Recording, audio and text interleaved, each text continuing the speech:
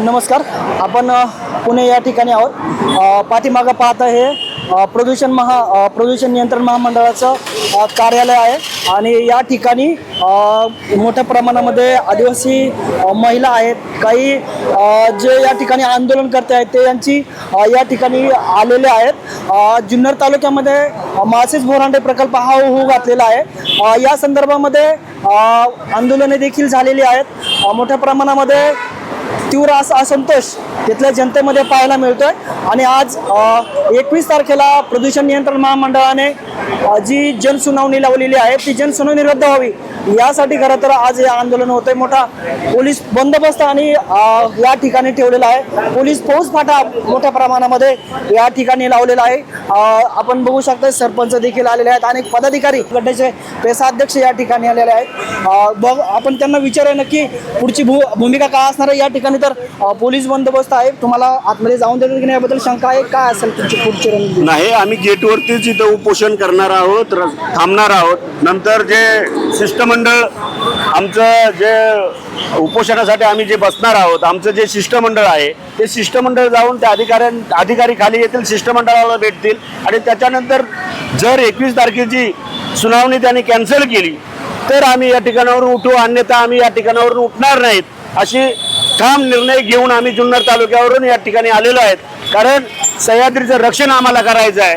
कारण ज्या सह्याद्रीमुळे आजपर्यंत आमच्या पिढ्यानपिढ्या त्या ठिकाणी वाढल्या, पिढ्यानपिढ्या आमच्या तिथे गेलेल्या आहेत आणि आज आम्हाला हे शासन जर तिथून उठवत असेल, आम्हाला बेघर करत असेल तर आम्ही कदापि जरी आमचा इथं प्राण गेला तरी चालेल, पण आम्ही इथून उठणार नाहीत.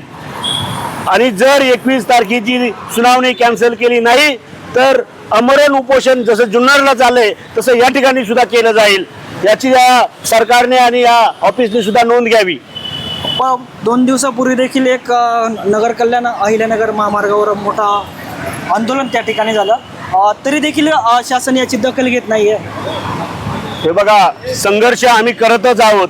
शासनाने जर दखल नाही घेतली तर त्याचे वाईट परिणाम पुढे त्यांना निश्चितच भोगावे लागणार आहेत. कारण आता जर कल्याण नगर हवे जवळजवळ 2 ते 3 तास जवळजवळ 10-12 हजार लोक होती, जनावरं सुद्धा आणली होती, रस्त्यावरती गाढवं होती. म्हणजे जर गाढवांची भाषा सुद्धा या सरकारला, या गाढव सरकारला कळत नसेल तर याच्यासारखं दुर्दैव कुठं नाही असं आम्हाला वाटतं.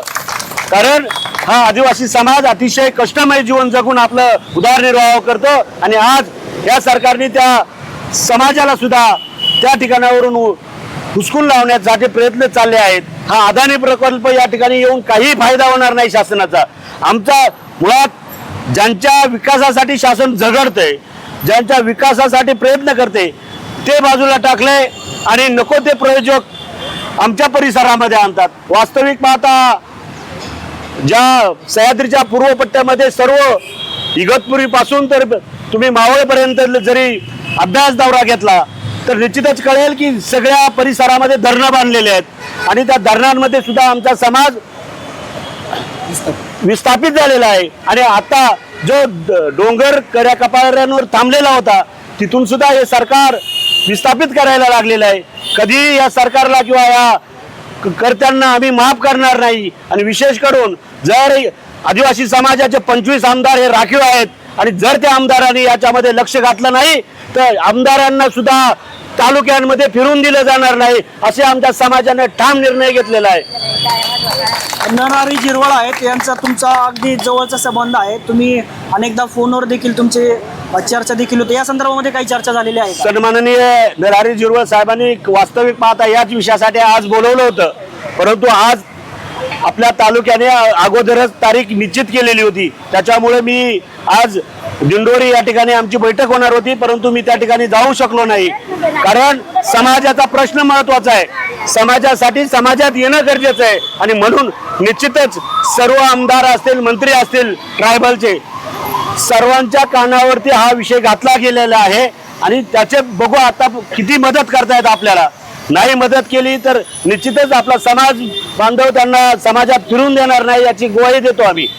माजी आमदार अतुल बेनके यांनी सांगितलं की काही जरी झालं तरी ही जनसुनावणी आम्ही होऊ देणार नाही. त्यांचं या ठिकाणी जरी नसलं तरी पण त्यांचा पक्ष मात्र सत्तेत आहे.